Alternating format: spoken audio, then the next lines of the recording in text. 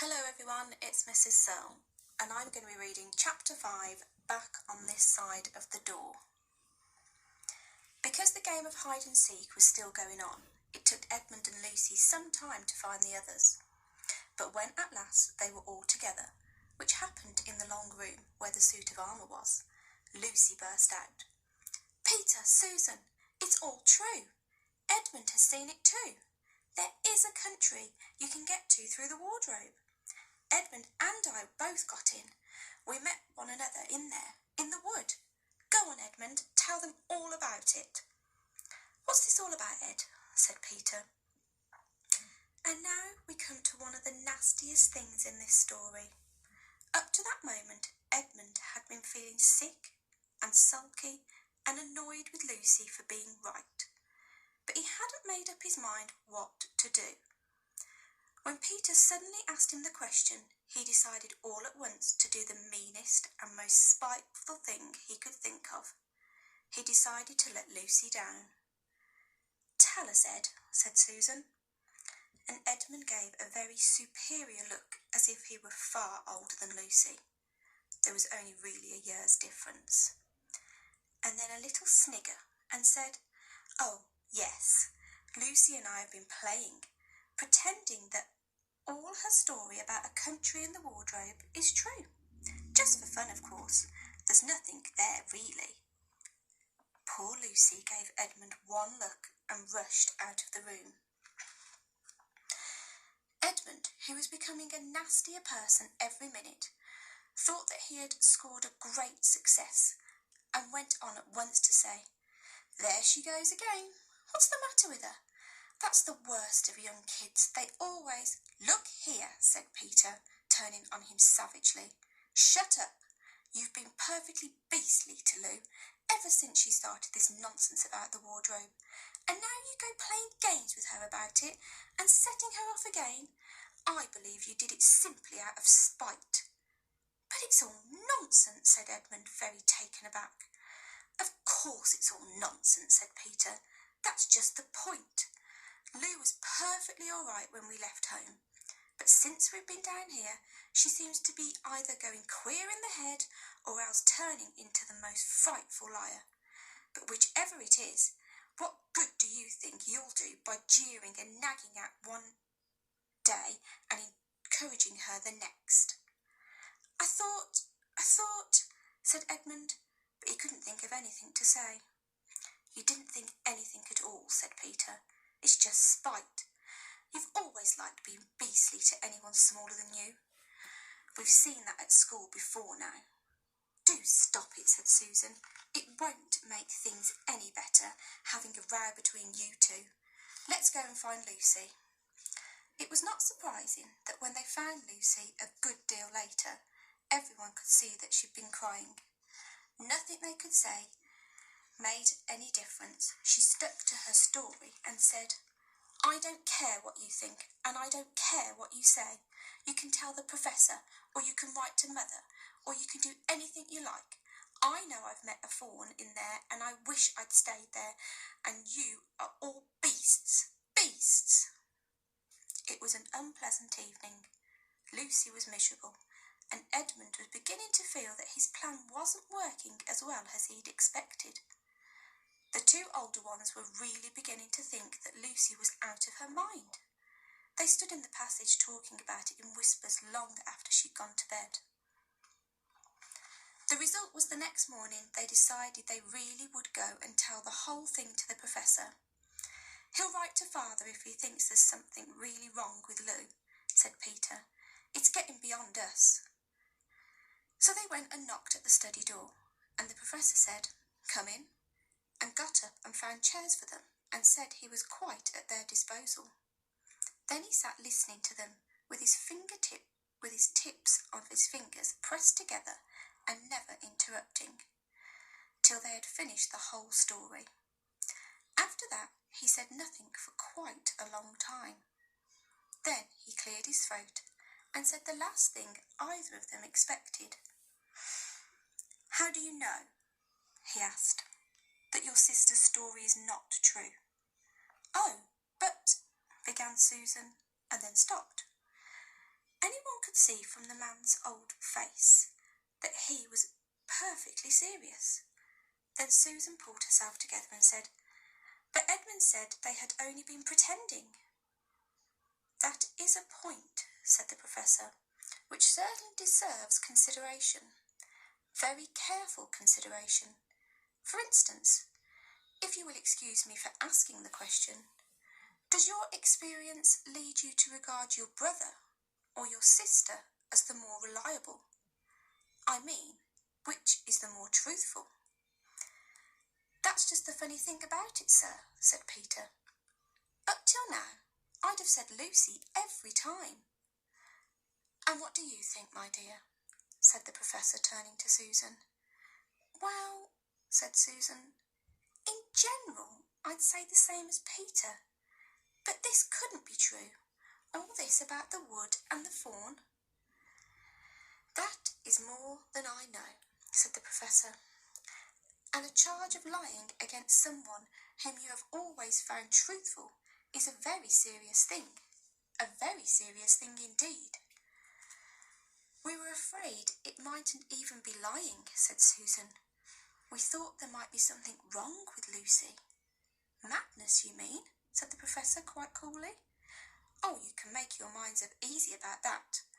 One has only to look at her and talk to her to see that she is not mad." "But then," said Susan, and stopped. She'd never dreamed that a grown-up would talk like the Professor and didn't know what to think. "Logic," said the Professor, half to himself. "Why don't they teach logic at these schools? There are only 3 possibilities. Either your sister is telling lies, or she is mad, or she is telling the truth. You know she doesn't tell lies, and it is obvious that she is not mad.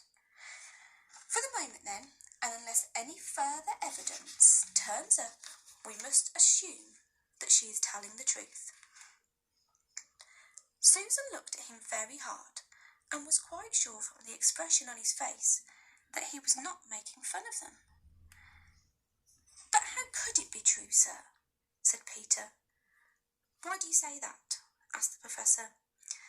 "Well, for one thing," said Peter, "if it was real, why doesn't everyone find this country every time they go to the wardrobe? I mean, there was nothing there when we looked. Even Lucy didn't pretend there was." "What has that to do with it?" said the Professor. "Well, sir, if things are real, they're there all the time." "Are they?" said the Professor, and Peter did not know quite what to say. "But there was no time," said Susan. "Lucy had no time to have gone anywhere, even if there was such a place. She came running after us the very moment we were out of the room. It was less than a minute, and she pretended to have been away for hours." "That is the very thing that makes her story so likely to be true," said the Professor. "If there really is a door in this house that leads to some other world, and I should warn you that this is a very strange house, and even I know very little about it.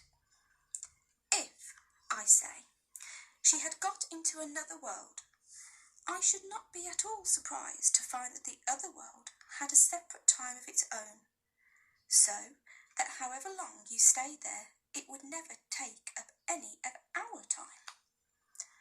On the other hand, I don't think many girls of her age would invent that idea for themselves. If she had been pretending, she would have hidden for a reasonable time before coming out and telling her story." "But do you really mean, sir," said Peter, "that there could be other worlds all over the place, just round the corner, like that?" "Nothing is more probable," said the Professor, taking off his spectacles and beginning to polish them, while he muttered to himself, "I wonder what they do teach them in these schools." "But what are we to do?" said Susan. she felt that the conversation was beginning to get off point. "My dear young lady," said the Professor, suddenly looking up with a very sharp expression at them both, "there is one plan which no one has yet suggested, and which is well worth trying." "What's that?" said Susan. "We might all try minding our own business," said he, and that was the end of that conversation. After this, things were a good deal better for Lucy. Peter saw it that Edmund stopped jeering at her, and neither she nor anyone else felt inclined to talk about the wardrobe at all. It had become a rather alarming subject, and so for a time it looked as if all the adventures were coming to an end. But that was not to be. This house of the Professor's, which even he knew so little about, was so old and famous that people from all over England used to come and ask permission to see over it. It was the sort of house that is mentioned in guidebooks and even in histories, and well, it might be, for all manner of stories were told about it, some of them even stranger than the one I am telling you now. And when parties of sightseers arrived and asked to see the house, the Professor always gave them permission, and Mrs Macready, the housekeeper, showed them round, telling them about the pictures and the armour and the rare books in the library. Mrs Macready was not fond of children, and did not like to be interrupted when she was telling the visitors all about the things she knew.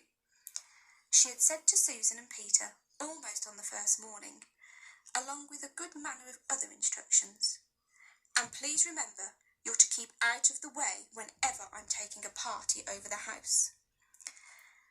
"Just as if any of us would want to waste half the morning trailing around a crowd of strange grown-ups," said Edmund, and the other three thought the same.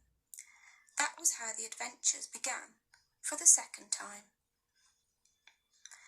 A few mornings later, Peter and Edmund were looking at the suit of armour and wondering if they could take it to bits when the two girls rushed into the room and said, "Look out!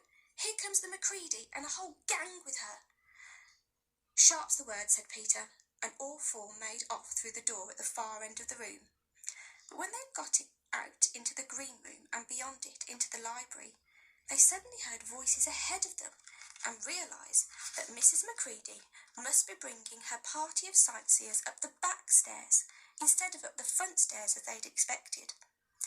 And after that, whether it was that they'd lost their minds, or that Mrs Macready was trying to catch them, or that some magic in the house had come to life and was chasing them into Narnia, they seemed to find themselves being followed everywhere, until at last Susan said, "Oh, bother those trippers.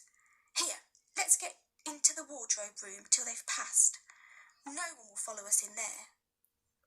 But the moment they were inside, they heard the voices in the passage, and then someone fumbling at the door, and then they saw the handle turning. "Quick," said Peter, "there's nowhere else," and flung open the wardrobe. All four of them bundled inside it and sat there panting in the dark. Peter held the door closed, but did not shut it, for, of course, he remembered, as every sensible person does, that you should never, never shut yourself up in a wardrobe.